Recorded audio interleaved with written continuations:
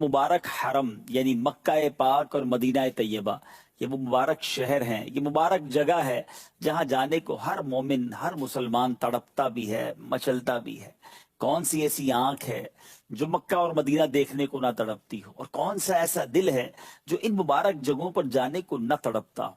अल्हम्दुलिल्लाह, इस याद को मजीद बढ़ाने के लिए, शौक हरमैन बढ़ाने के लिए, और मदीना पाक और मक्का पाक का मजीद अदब दिल में बढ़ जाए, इन नियतों के साथ याद हरमैन सिलसिला लेकर हाजिर हैं। दुनिया भर से हाजियों के काफिले सूए हरमैन रवा दवा हैं, लाखों लाख पहुंच चुके होंगे और कईयों ने भी जाना है। अल्लाह मुझे और आपको भी ये सफर बार बार नसीब फरमाए। पिछले 2 सिलसिलों में हमने मक्का पाक के फजाइल, तवाफ के फजाइल, खास खाना काबा की बरकतें, और फिर हजर अस्वद की तारीख, मकाम इब्राहिम और सफा और मरवा के बारे में भी शानदार बातें सुनी। आज से इंशाअल्लाह हम हज और उम्रे पर जाने वाले आशिकाने रसूल का अंदाज सुनेंगे। हमने भी तो सफर करना है ना, तो क्या ही अच्छा हो कि आशिकाने रसूल के वाकयात सुन लें, उनका अंदाज देख लें और कोशिश करें कि उनकी नकल करें, उनके तरीके पर, उनके अंदाज पर। वैसा तो नहीं कर सकते, मगर कुछ ना कुछ नकल करने की कोशिश करें। वो कहते हैं ना, अच्छों की नकल भी अच्छी होती है। सबसे पहले जो मैंने आपको रिवायत सुनानी है, जो वाकया सुनाना है, ये बज़ाहिर तो दुरूद पाक की फजीलत का है। दुरूद पाक की फजीलत भी पता चल जाएगी, लेकिन ये भी हज के दौरान होने वाला एक अजीम शान वाकया है। हजरत सैयदना सुफियान सौरी रहमतुल्लाहि तआला फरमाते हैं, मैंने दौरान तवाफ एक आशिक रसूल को हर कदम पर हुजूर नबी पाक साहिब औलाक सल्लल्लाहु तआला अलैहि वसल्लम पर दुरूद पाक पढ़ते हुए देखा। हर कदम उठाता और दुरूद पाक पढ़ता। तो मैंने पूछा, भाई सुभान अल्लाह, ला इलाहा इल्लल्लाह के बजाय सिर्फ दुरूद पाक पढ़ने में क्या राज है? तो उसने मेरा नाम दरियाफ्त किया, फिर कहा कि मैं अपने वालिद गिरामी के साथ हज के लिए चला था। याद रहे नाजरीन, पहले के जमाने में जो काफिले थे ना, वो ऊंटों पर और घोड़ों पर चलते थे, कारवान होते थे, पैदल भी लोग चलते थे, और तवील सफर होता था। तो वो कहते हैं कि सफर के दौरान जो है वो मेरे वालिद साहब की तबीयत खराब हुई, और एक और आफत ये आई कि वालिद गिरामी का इंतकाल हो गया। जब वालिद साहब का इंतकाल हो गया तो चेहरा भी सिया पड़ गया। काफिले वाले आगे चले गए और मैं तन्हा, और वालिद साहब की मैयत मेरे साथ थी। मैं बड़ा गमजदा हुआ, बहुत रोया, और मेरी आंख लग गई। जब आंख लग गई तो मैं क्या देखता हूं कि एक बड़े नूरानी चेहरे वाले बुजुर्ग तशरीफ लाए। मेरे वालिद साहब के चेहरे पर हाथ फेरा, उनका जो पेट फूल गया था उस पर भी हाथ फेरा, पेट भी अपनी असली हालत में आ गया। चेहरा जो सिया पड़ गया था 14वीं रात के चांद की तरह चमकने लगा। वो बुजुर्ग जाने लगे तो मैंने उन्हें रोक लिया और कहा कि हुजूर, इस वीराने में, इस बेसरो सामानी के आलम में आपने जो मेरी दस्तगीरी फरमाई है, अपना तारुफ तो करवाइए। कहा, तो मुझे नहीं जानते? मैं जनाब मोहम्मद अरबी सल्लल्लाहु अलैहि वसल्लम हूं। तुम्हारा वालिद बड़ा गुनाहगार था, मगर ये मुझ पर दुरूद पाक कसरत से पढ़ता था। सुभान अल्लाह। और आका फरमाते, जिसका मजमून है कि जो मुझ पर कसरत से दुरूद पाक पढ़ता है, मैं उसकी फरियाद रसी करता हूं। फिर उस शख्स ने कहा, मेरी आंख खुल गई। जब मेरी आंख खुली तो मैंने अपने वालिद मोहतरम को देखा कि उनके चेहरे पर नूर है और जिस्म भी सही सलामत हो चुका है। अल्लाह अकबर। वो कहता है, बस ये वाकया देख कर आया हूं, तो अब हर कदम पर दुरूद ही पढ़ना है। आका पर दुरूद पढ़ने से बढ़कर और क्या वजीफा हो सकता है? ऐ मेरे मीठे इस्लामी भाइयों, आपको भी और मुझे भी चाहिए, अगर मुश्किलों से बचना है, परेशानियों से बचना है, कदम कदम पर दुरूद पाक पढ़ते रहें। चलते फिरते, उठते बैठते दुरूद पाक पढ़ते रहें। यकीन करें, ये दुरूद पढ़ना मुश्किलों से, परेशानियों से, दुखों से, कर्जों से, बेरोजगारियों से, बहुत सारी परेशानियों से इंशाअल्लाह बचाएगा। यकीनन सुलह हुदैबिया के बारे में आपने सुना होगा। मुसलमान तकरीबन 1500 की तादाद में सहाबा किराम हैं। हिजरत मदीना के बाद ये पहला मौका था कि एक काफिले की सूरत में उम्रा करने के लिए सहाबा किराम नबी पाक के साथ तशरीफ लाए। अब हुदैबिया के मकाम पर पहुंचे। अब हुदैबिया मक्का पाक से आज के दौर में देखें तो 100 किलोमीटर के करीब है, यानी करीब पहुंच चुके थे। 1500 सहाबा एहराम की हालत में थे, मगर अब ये इरादा था कि उम्रा करना है, मगर ये भी खौफ था कि कुफारान मक्का मक्के में एंटर होने देंगे कि नहीं, हमें मौका देंगे कि नहीं, क्योंकि बड़ी तकलीफ के साथ ये सहाबा मक्के से मदीने गए थे। अब एक सफीर बनाकर सैयदना उस्मान गनी रदी अल्लाह तआला अन्हु को मक्के भेजा गया कि वो जाके मुज़ाकरात करें और ये तय करवा लें, किसी तरह इजाजत मिल जाए कि ये सहाबा किराम नबी पाक के साथ जो है वो उम्रा कर लें। मगर उन लोगों ने ये तय किया, मुआहदे में ये लिखवाया कि मुसलमान इस साल उम्रा नहीं कर सकेंगे, यानी ये जो काफिला है इसको मक्के में उम्रा करने की इजाजत नहीं दी जाएगी। मगर हज़रत उस्मान गनी रदी अल्लाह तआला चूंकि मक्के ही गए थे, मक्का शरीफ पहुंच चुके थे और मुज़ाकरात हो रहे थे, तो उन्होंने कहा अब आप मक्के आ गए हैं तो आप तवाफ कर लीजिए, अलबत्ता आपके काफिले वालों को हम तवाफ और उम्रे की इजाजत नहीं देंगे। उस्मान गनी रदी अल्लाह तआला के पास मौका था, काबा सामने था, तवाफ कर सकते थे, मगर इश्क रसूल ने यह गवारा ना किया कि चला हूं नबी पाक अलैहिस्सलातु वस्सलाम के साथ, उनके काफिले का एक फर्द हूं, तो अपने आका से पहले कैसे तवाफ कर लूं। सैयदना उस्मान गनी रदी अल्लाह तआला ने वो कमाल का जवाब दिया जो आज भी सुनहरे हरूफ में तारीख की किताबों में दर्ज है। नाजरीन, ये दुनिया भर के आशिकाने रसूल की लिए एक शानदार पैगाम भी है, एक वे, एक डायरेक्शन भी है। आप कहते हैं सुभान अल्लाह, आप कहते हैं कि मैं उस वक्त तक तवाफ नहीं करूंगा जब तक रसूल खुदा अलैहिस्सलातु वस्सलाम तवाफ न कर लें। आपने तवाफ नहीं किया, आप वापस आ गए। और एक मजे की बात बताऊं, जब उस्मान गनी रदी अल्लाह तआला मक्के गए थे ना, तो इधर सहाबा किराम आपस में गुफ्तगू करने लगे कि हजरत उस्मान कितने खुशनसीब हैं कि उनको तो वहां तवाफ का मौका मिल गया होगा, जाहिर है वो तो मक्के गए हैं तो तवाफ करके ही आएंगे। जब ये खबर नबी पाक अलैहिस्सलातु वस्सलाम तक पहुंची ना, तो आका अलैहिस्सलातु वस्सलाम ने फरमाया मुझे उम्मीद है कि उस्मान मेरे बगैर तवाफ नहीं करेंगे। कुछ इस तरह नबी पाक अलैहिस्सलातु वस्सलाम ने इरशाद फरमाया। तो मेरे बीच इस्लामी भाइयों, ये बात बहुत कुछ बता गई है कि नबी पाक के बगैर तवाफ भी ना किया, आका राजी होंगे तो रब राजी हो जाएगा। है साबित हुआ कि जुबला फराइज फरू हैं, असलुल उसूल बंदगी उस्ताजवर की है। तो यहां बहुत सारे लोगों के शायद मिसकंसेप्शन दूर हो जाएं, गलत फहमियां दूर हो सकती हैं। कुछ लोग कहते हैं यार ये इश्क वाली बातें कहां से ले आते हो, ये कहां लिखी हुई है, ये शरीयत में कहां लिखा है। मुझे बताइए ये कहां लिखा था कि उस्मान गनी रदी अल्लाह तआला काबा सामने है, उन्होंने तवाफ नहीं किया और कहा कि नबी पाक के बगैर तवाफ नहीं करूंगा। हो सकता है किसी की अकल ये कहे कि मौका था, अल्लाह का घर सामने था, जनाब तवाफ कर लिया जाता। मगर इश्क के फैसले निराले होते हैं, हर चीज अकल से नहीं तोली जाती, हर चीज किताबों में नहीं होती। नाजरीन, इश्क की बातें बड़ी निराली हुआ करती हैं, इश्क खुद राह दिखाता है। अल्लाह अकबर। शायर कहते हैं ना, अकल को तनकीद से फुर्सत कहां, इश्क पर आमाल की बुनियाद रख। अल्लाह करीम मुझे और आपको सैयदना उस्मान गनी रदी अल्लाह तआला के इश्क का जर्रा नसीब फरमाए। यकीनन आज के दौर में कोई इतना बड़ा मुफ्ती और आलिम नहीं है जितने बड़े आलिम और मुफ्ती हजरत उस्मान गनी रदी अल्लाह तआला थे, मगर उनके दिल ने यही फतवा दिया कि जनाब अगर मेरे आका तवाफ नहीं कर सकते, अगर सहाबा किराम और नबी पाक को रोका गया है तो मैंने अकेले भी तवाफ नहीं करना है। सुभान अल्लाह, सुभान अल्लाह। तभी तो मौलाना हसन रजा खान साहब लिखते हैं ना, अल्लाह से क्या प्यार है उस्मान गनी का, महबूब खुदा यार है उस्मान गनी का। एक मरतबा फरमाया कि मैं बहुत शर्मिंदा हूं, आह अल्लाह से किस तरह मुलाकात करूंगा। अफसोस उसके पाक घर यानी काबाए मुशर्रफा में कभी मैं पैदल चलकर नहीं आया।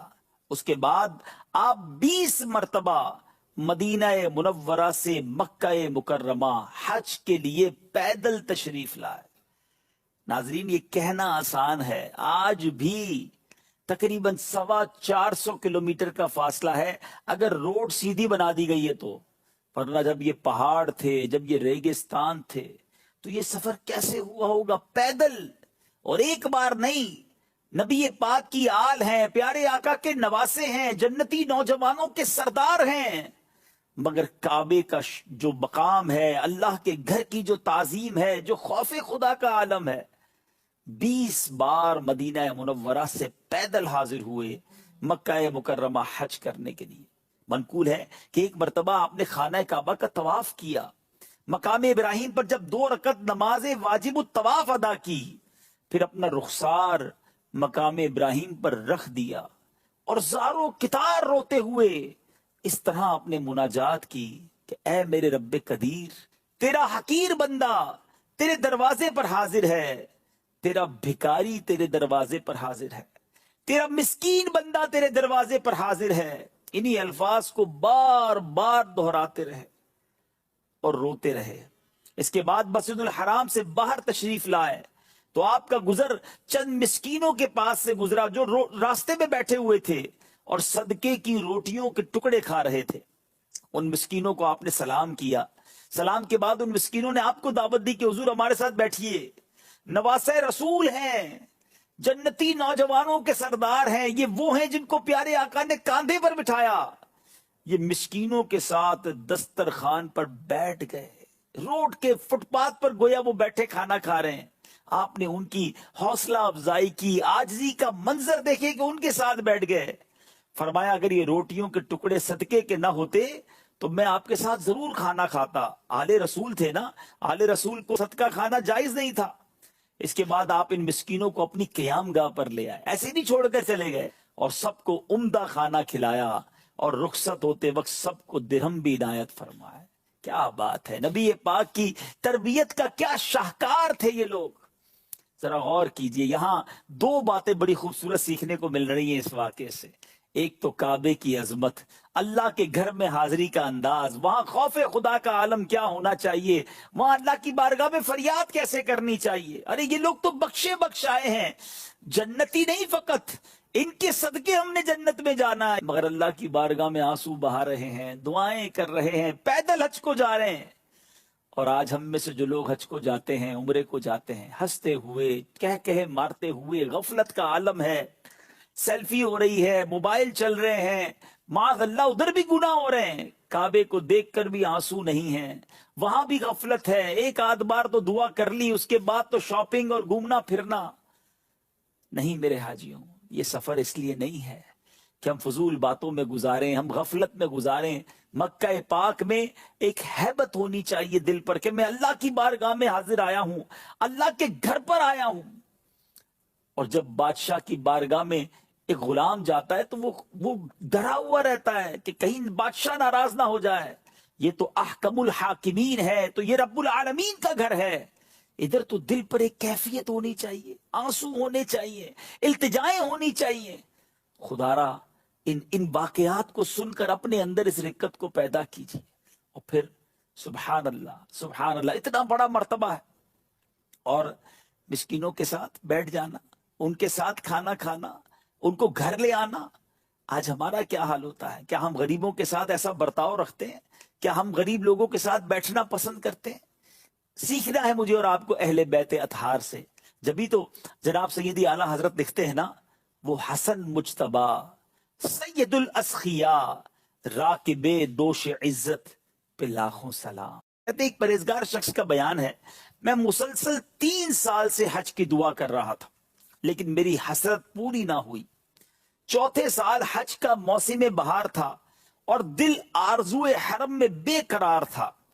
ایک رات جب میں سویا تو میری سوئی ہوئی قسمت انگڑائی لے کر جاگ اٹھی۔ الحمدللہ خواب میں نبی پاک علیہ الصلوۃ والسلام کی زیارت سے میں مشرف ہوا۔ میرے آقا نے ارشاد فرمایا تم اس سال حج کو چلے آنا۔ میری آنکھ کھلی تو خوشی سے دل جھوم رہا تھا کہ پیارے آقا علیہ الصلوۃ والسلام نے فرمایا ہے کہ تم اس سال حج کے لیے چلے جانا۔ بار بار یہ آواز میرے کانوں میں رس گھول رہی تھی۔ اچانک یاد آیا کہ میرے پاس تو زیادہ سفر ہی نہیں ہے، میرے پاس تو مال نہیں ہے، سفر کے لیے کاغذات اور تمام چیزیں نہیں ہیں، میں کیسے جاؤں گا؟ دوسری رات پھر نبی پاک علیہ الصلوۃ والسلام خواب میں تشریف لائے، لیکن میں اپنی غربت کا ذکر نہ کر سکا۔ پیارے آقا علیہ الصلوۃ والسلام نے پھر فرمایا اس سال حج کو چلے آنا۔ تیسری رات اب نبی پاک خواب میں آئے، پھر فرمایا تم اسی سال حج کو چلے جانا۔ میں سنتا رہا مگر ہمت نہ ہوئی۔ اب 4تھی بار میں نے سوچا کہ اب پیارے آقا تشریف لائیں گے نا خواب میں تو میں عرض کر دوں گا حضور میں کیسے آؤں، میرے پاس تو کچھ بھی نہیں ہے، آہا پلے زر نہیں، رختے سفر سرور نہیں، تم بلا لو تم بلانے پر ہو قادر یا نبی. اب چوتھی رات نبی پاک علیہ الصلوۃ والسلام خواب میں تشریف لائے. فرمایا تم اس سال حج کو چلے جانا. میں نے دست بستہ عرض کی حضور میرے پاس تو اخراجات نہیں ہیں. ارشاد فرمایا اپنے مکان میں فلاں فلاں جگہ کو کھودو, وہاں تمہارے دادا کی زرہ موجود ہے. دادا کا وہ ایک لباس, جنگی لباس تھا, وہ موجود ہے. اتنا فرما کر میرے آقا علیہ الصلوۃ والسلام تو تشریف لے گئے. میری آنکھ کھلی, میں نے جو جگہ نبی پاک نے خواب میں بتائی تھی اس جگہ کو کھودا تو میرے دادا جان کی قیمتی زرہ وہاں سے نکلی, بالکل صاف ستھری تھی, گویا کسی نے استعمال ہی نہ کی ہو. میں نے اسے 4000 دینار میں بیچا, اللہ کا شکر ادا کیا. پیارے آقا علیہ الصلوۃ والسلام کی نظر عنایت سے اسباب حج کا خود ہی انتظام ہو گیا.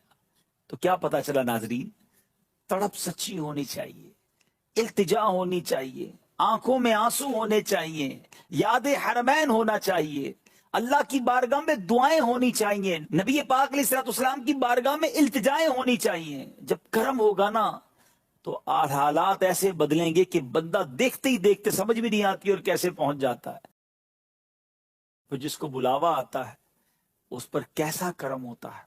حضرت سیدنا علی بن موفق رحمت اللہ تعالی فرماتے ہیں میں نے حج کی سعادت حاصل کی, کعبہ مشرفہ کا طواف کیا, حجر اسود کا بوسہ لیا, 2 رکعت نماز طواف پڑھی اور کعبہ شریف کی دیوار کے ساتھ بیٹھ کر رونے لگا اور بارگاہ الہی میں عرض کی یا اللہ میں نے تیرے پاک گھر کے گرد نہ جانے کتنے چکر لگائے مگر میں نہیں جانتا کہ قبول ہوئے یا نہیں. پھر مجھ پر غنودگی طاری ہو گئی, میں نے ایک غیبی آواز سنی, اے علی بن موفق ہم نے تیری بات سن لی ہے, کیا تو اپنے گھر میں صرف اسی کو نہیں بلاتا جس سے تو محبت کرتا ہے. اللہ اکبر, اللہ اکبر. ناظرین یہ جملہ پھر سنیے گا, غیب سے آواز کیا آئی, اے علی ہم نے تیری بات سن لی ہے, کیا تو اپنے گھر میں صرف اسی کو نہیں بلاتا جس سے تو محبت کرتا ہے. گویا بلایا اسے جاتا ہے جس پر کرم کیا جاتا ہے, جس سے محبت کی جاتی ہے, جسے مہمان بنایا جاتا ہے.